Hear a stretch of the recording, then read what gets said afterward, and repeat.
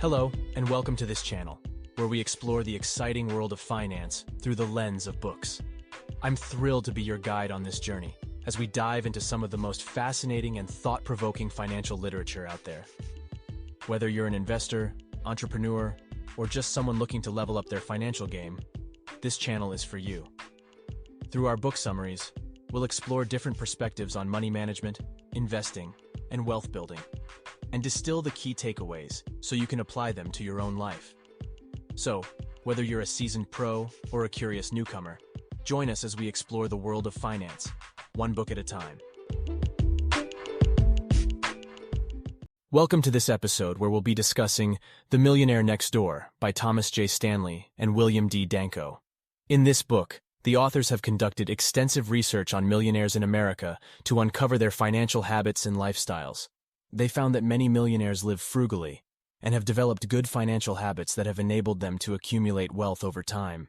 The authors also challenge many of the common myths surrounding millionaires, such as the belief that they all inherit their wealth or earn high incomes. Through their research, Stanley and Danko reveal the common characteristics and behaviors of millionaires and provide valuable insights and lessons that can be applied to anyone's financial journey. In this summary, we'll explore the key concepts and ideas presented in each chapter and provide a comprehensive overview of the book. So whether you're interested in building wealth, developing good financial habits, or simply curious about the lifestyles of millionaires, this summary has something for you. Chapter 1. Meet the Millionaire Next Door. The authors introduce their research on the wealthy, specifically those who are prodigious accumulators of wealth. Pause.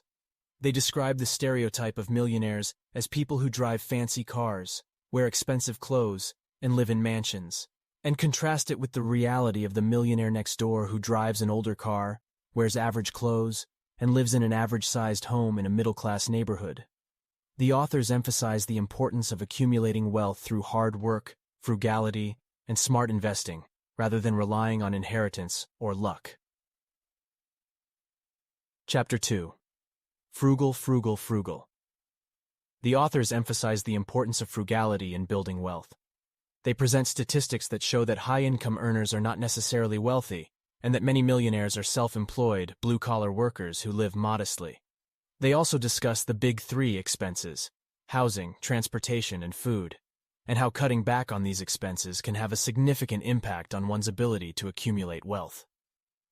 Chapter 3. Time, energy, and money. The authors discuss the wealth equation, wealth equals sign, income, expenses, X time, and how the three components of time, energy, and money are interrelated. They emphasize that time is a finite resource, and that it's important to use it wisely in order to build wealth. They also discuss the importance of investing energy into building a career or business, and of using money to invest in assets that will generate passive income. Chapter 4. You aren't what you drive. The authors emphasize that the wealthy are often frugal when it comes to buying cars.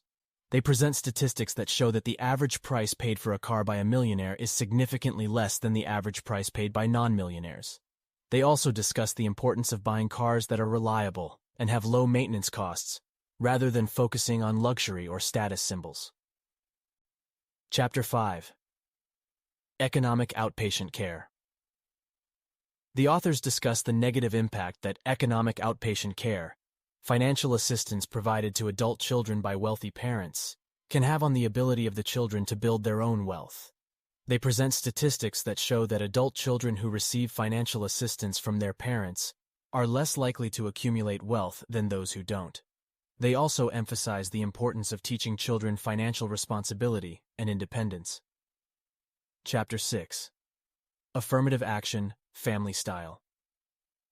The authors discuss the advantages that wealthy families have when it comes to education and career opportunities for their children.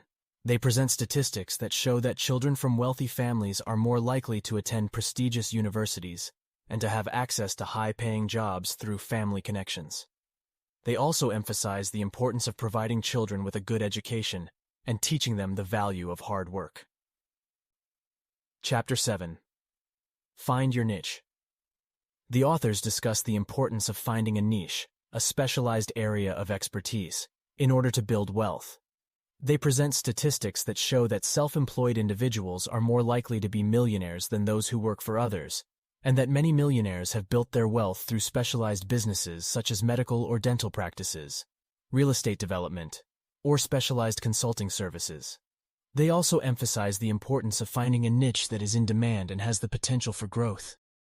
Chapter 8. Jobs, Millionaire versus Heirs.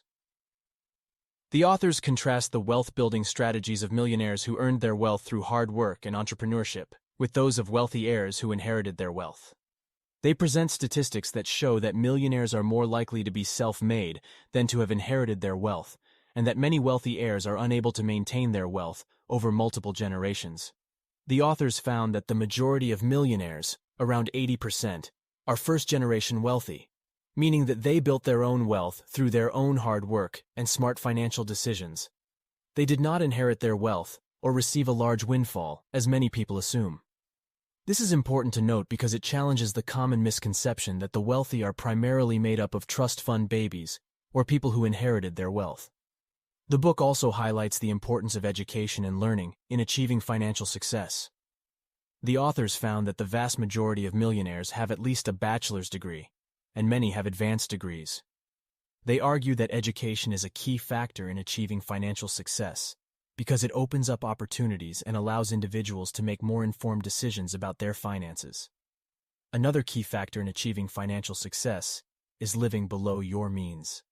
The authors found that many millionaires are frugal and do not live lavish lifestyles. They drive older cars, live in modest homes, and are not prone to overspending on luxury items. This allows them to save and invest more of their income, which can lead to greater wealth over time. The book also explores the idea of economic outpatient care, which refers to the financial support that many affluent parents give to their adult children.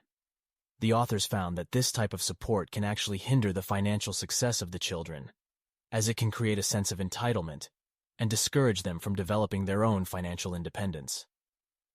Overall, The Millionaire Next Door provides valuable insights into the habits and characteristics of those who have achieved financial success.